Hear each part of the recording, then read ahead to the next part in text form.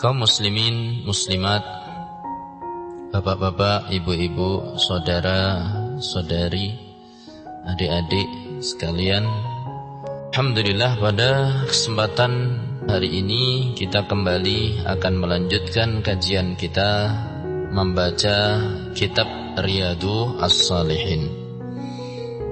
Dan sampai kita kita ini masih pada bab yang kelima, bab tentang muraqabah, yakni sebuah sifat yang sangat layak untuk dimiliki oleh seorang muslim, seorang yang beriman.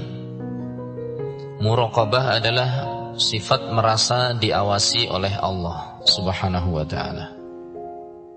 Muraqabah, dalam definisinya telah kita sampaikan bahwa muraqabah itu adalah dawamu ilmil abdi wa tayaqqunihi bittila'il haqqi subhanahu wa ta'ala ala zahirihi wa batinih. Muraqabah itu adalah keyakinan dan kesadaran yang terus-menerus dari seorang hamba bahwa dirinya senantiasa diawasi oleh Allah, baik lahiriahnya ataupun batiniyahnya, lahir batin. Jadi yakin bahwa dirinya terus-menerus diawasi oleh Allah, lahir dan batin. Maka dengan sifat muraqabah ini, dia akan menjadi orang yang ikhlas, hati-hati sekali dalam mengatur segala macam gerak-gerik dirinya. Saya katakan dirinya karena seorang manusia itu gerak-geriknya ada 3. Ada gerak-gerik di dalam mana? Hatinya. Jadi dia hati-hati sekali dalam mengatur niat. Kowe iki salat arep ngopo? Itu ada yang ngawasi. Kamu itu sedekah, niatmu opo? Itu ada yang ngawasi. Kamu duduk di depan ini, di meja ini, mau apa? Ada yang ngawasi. Kamu berkorban, niatmu opo? Itu ada yang ngawasi. Jadi gerak-gerik apa? Hati diawasi. Sehingga dia akan berhati-hati sekali dalam masalah niat. Juga gerak-gerik lisan.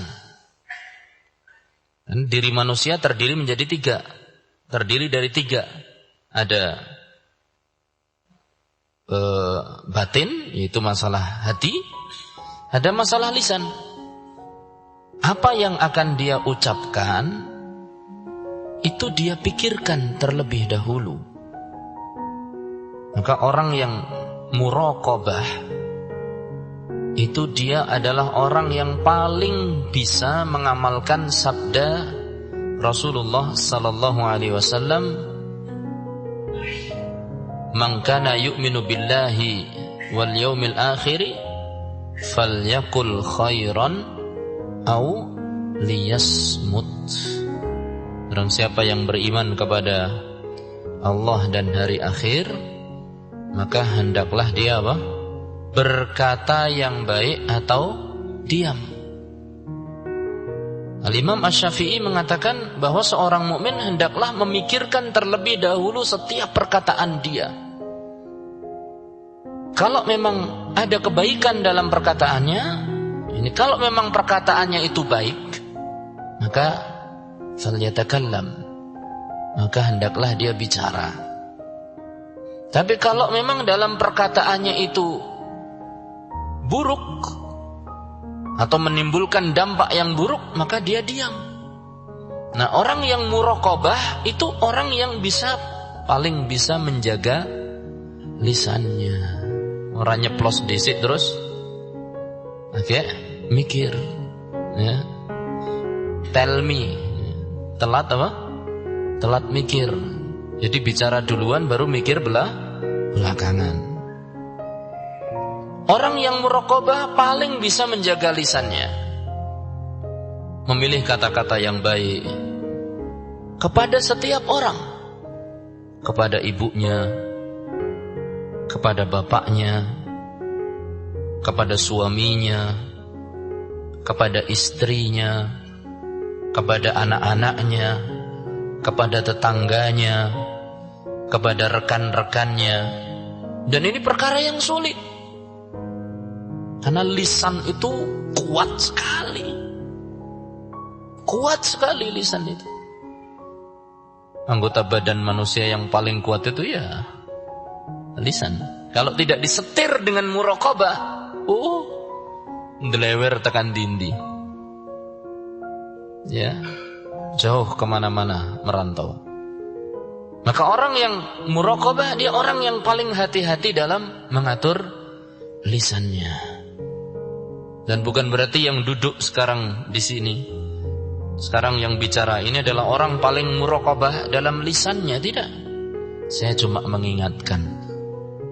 Tugas kita adalah mari kita bersama-sama berusaha untuk menjaga lisan kita. Dan yang ketiga, dia akan hati-hati dalam gerak-gerik badannya. Kemana dia arahkan telinga dia, kemana dia arahkan penciuman dia, kemana dia arahkan tengokan kepalanya, kemana dia arahkan pandangan matanya, kemana dia arahkan kedua tangannya, kemana dia arahkan kakinya, kemana dia arahkan, dan seterusnya. Dia hati-hati sekali dalam masalah gerak-gerik dirinya.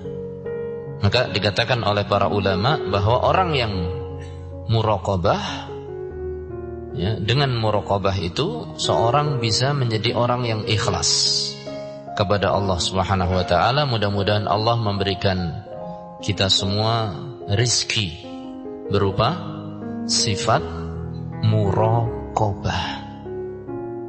Hati-hati batin kita gerakkan kemana dalam mencari rizki, kepada siapa kita bertawakal. Ini diawasi oleh Allah. Orang mengatakan, orang boleh saja mengatakan dengan lisannya, ya semua itu dari Allah. Ning hatimu kemana? Ya kesembuhan itu kan dari Allah, tapi hatimu kemana? Ya ini semua kurban untuk Allah, tapi hatimu kemana? Ya salat saya, inna salati wa nusuki wa mahyaya lillahi rabbil alamin, tapi hatimu kemana? Nah, mudah-mudahan Allah Subhanahu wa taala memberikan rizki kepada kita berupa apa tadi?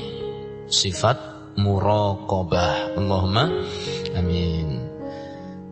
Sudah kita bahas beberapa ayat yang berkaitan dengan muraqabah. Di antaranya adalah surat Asy-Syu'ara ayat 218, 219. Demikian juga sudah kita bahas surat Al-Hadid ayat 4. Allah Subhanahu wa taala berfirman, "Wa huwa ma'akum aynama kuntum." Allah bersama kalian. Ilmu Allah senantiasa tahu. Allah senantiasa menyertai kalian dengan ilmunya, mengetahui kalian dimanapun kalian berada, dimanapun kita berada. Ilmu Allah, atau Allah mengetahui dengan ilmunya. Jadi bersama di sini artinya adalah bersama secara ilmunya. Ilmu Allah yang menyertai kita, bukan zat Allah yang kemudian di mana-mana, tidak.